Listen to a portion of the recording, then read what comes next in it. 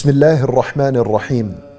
Allah subhanahu wa ta'ala says at the end of Surah Al-Hijr, وَلَقَدْ نَعْلَمُ أَنَّكَ يَضِيقُ صَدْرُكَ بِمَا يَقُولُونَ.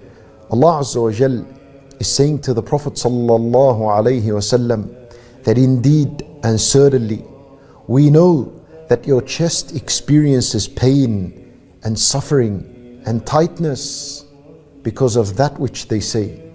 In other words, this ayah, Allah subhanahu wa ta'ala is teaching us that He knows about our internal struggles.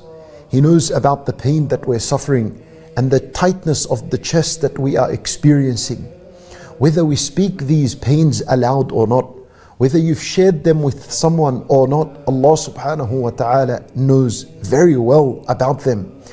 So if you're experiencing this pain and suffering within your chest, what is the solution? How do you bring peace and tranquility back once again? Listen to the last two ayat in Surah Al-Hijr. Allah Azza wa Jal gives us the medicine. The ayah that follows, Allah Azza wa Jal, He says, فَسَبِّحْ بِحَمْدِ رَبِّكَ وَكُمْ مِنَ السَّاجِدِينَ. Then you shall declare the praise of your Lord. Make tasbih of your Lord. Say Subhanallah. It's as though Allah subhanahu wa ta'ala is saying, do not forget my mention. Do not forget my dhikr in the middle of your pain and in your anguish and in your suffering. Don't forget Allah subhanahu wa ta'ala.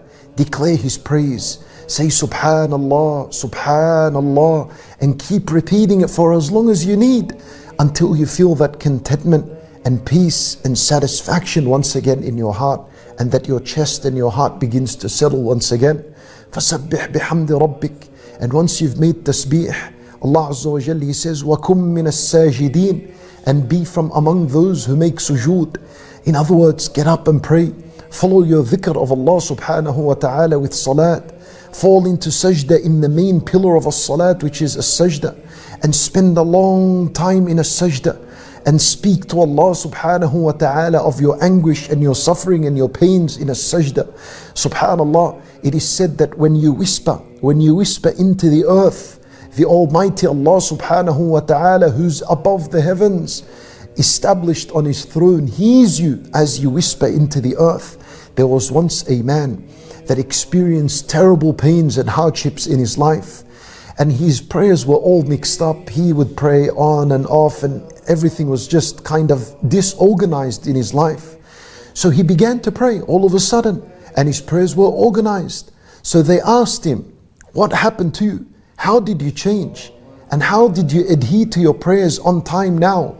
He said to them, I searched for so long, and I did not find anyone on earth that will listen to my pains and my anguish 5 times a day, even though he knows about them, other than Allah subhanahu wa ta'ala. So he found peace and contentment in his prayer. Allahu Akbar. My brothers and sisters in Islam, every suffering and pain within you, you're supposed to cry it aloud to Allah subhanahu wa ta'ala. Speak to Allah subhanahu wa ta'ala. That's why the prayer was legislated. That's why at-tasbih was legislated. This is why worships were legislated, so that we speak to Allah subhanahu wa ta'ala through them, so that we can tell Allah subhanahu wa ta'ala, this is the worship I'm offering for you.